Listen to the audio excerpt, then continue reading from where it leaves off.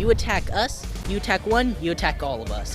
Now on GMU at 5, transgender people and supporters marching at the state capitol. Hear why advocates say this year's march takes on new importance. I just feel like we are worth it. And Starbucks workers pushing for better pay. See what staff at one Utah store plan to do to improve their working conditions.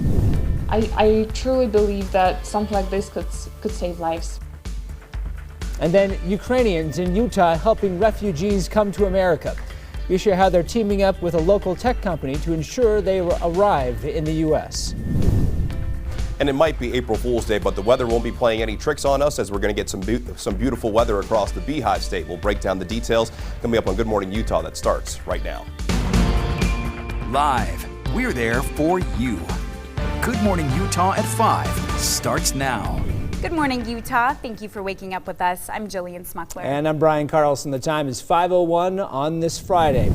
Happening today, employees at a Starbucks in Cottonwood Heights are pushing to unionize. If they do, they'd become the first Utah Starbucks location with unionized employees, something only a few Starbucks nationwide have successfully achieved, and a move Starbucks corporate offices oppose. ABC4's Curtis Booker is live at that Starbucks in Cottonwood Heights. And Curtis, what do employees need to do if they want that union? Yeah, good morning, Brian. Yeah, employees here at this Cottonwood Heights Starbucks said they're taking a vote today on whether or not they should unionize. Now, this location would join over 100 Starbucks locations across the country trying to form a labor union. It's something that Starbucks execs are lobbying hard against. Now, we spoke with Brittany Glazier, a shift leader here at this coffee shop. She says she would become the union leader at her store and adds she's excited to unionize if it happens, and she hopes others will follow her lead.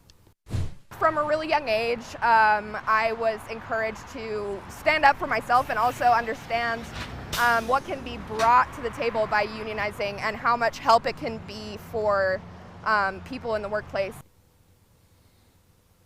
Now, we also spoke with Jeff Worthington. He's the president of Utah AFL-CIO. The local labor council says if there is a majority, they could move forward with the process. And if successful, they would become the first Starbucks in Utah to unionize. And again, they're set to make that vote at some point today. Reporting live in Cottonwood Heights, Curtis Booker, ABC4 News. Thank you, Curtis. In Salt Lake City, hundreds marched through downtown in honor of Transgender Day of Visibility.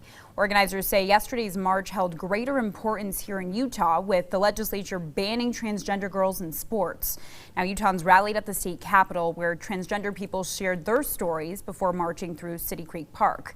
The goal of yesterday's march was to make sure transgender people feel safe and heard right here in Utah. A lot of people may not know I'm trans. Maybe today they do because I'm right here.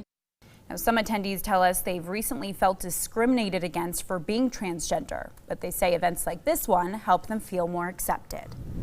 Utah Governor Spencer Cox is signing a bill from last week's special session that better protects Utah from Utah transgender lawsuits. House Bill 3001 addresses legal liability that could potentially come from Utah's new ban on transgender girls in sports. Governor Cox and legislators worked on the bill following last week's override of the governor's veto of that transgender athlete ban. Time now is 5:03. Let's check your weather with meteorologist Thomas Gieboy. And Thomas, it's Friday.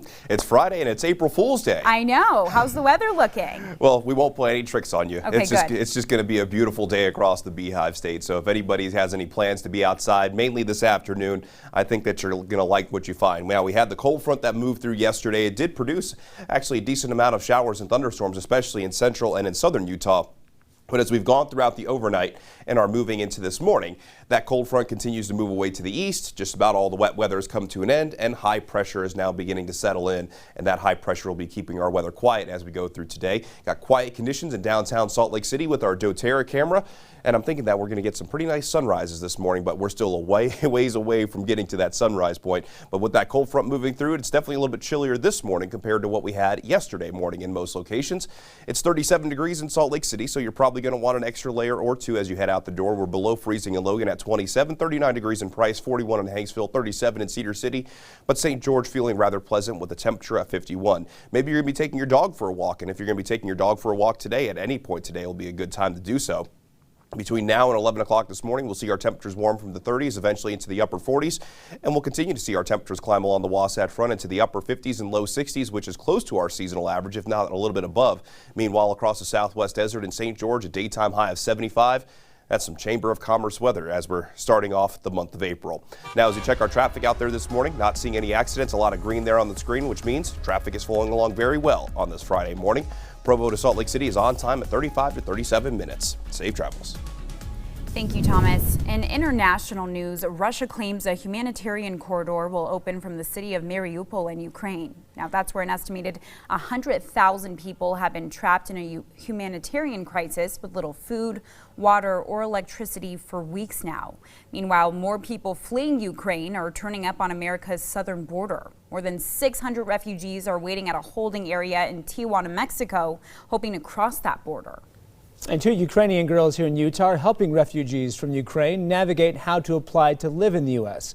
They've teamed up with tech firm 650 and the Utah Refugee Justice League to get the documents translated and make them easy to fill out on a phone or laptop. One of the girls says sometimes being in the U.S. and watching what's happening in her home country makes her feel helpless or even guilty, but believes this is a way she can help. Know that the tool you've helped build is going to help thousands of Ukrainians who are, looking for help here in the U.S. It gives me comfort. Now, the new service walks through the application in a series of questions in Ukrainian. The CEO of 650 says it works like TurboTax. Instead of taking days or weeks for someone to find a translator to explain the documents, it only takes 1 to 3 hours. Website 650.com/Ukraine is where you can find that. It's free, and they plan on expanding that service to more languages. Well, now to terrifying moments for passengers on a flight leaving Salt Lake City. Take a look at this. So a windshield on a plane right there cracks mid-flight heading to Washington, D.C. yesterday. A passenger on board says the airline made an unplanned landing in Denver because of this crack. Now, fortunately, the plane did land safely. Delta Airlines tells us they landed early out of an abundance of caution. Now, they still don't know what caused it to crack, but you can't see out of it. No wonder they had to land. It definitely sends off some alarms right there. Yeah, I'd be scared if I heard, can't see out of the plane. We're going to land. I'm glad that at least they did. You don't want to keep going. I'm just going to look out your window. No kidding. Yeah, glad everyone's safe. Time now is 5:07. Coming up on GMU, Utah playing a major role in the next trip to the moon. Hear what essential equipment one company is testing in Box Elder County. The University of Utah gymnastics team in a tight regional meet trying to keep their season alive. And the Utah Jazz returning home hoping to get back into the win column against a depleted Lakers squad. Highlights coming up. And of course, don't forget, staying informed never easier. ABC4 News is there for you.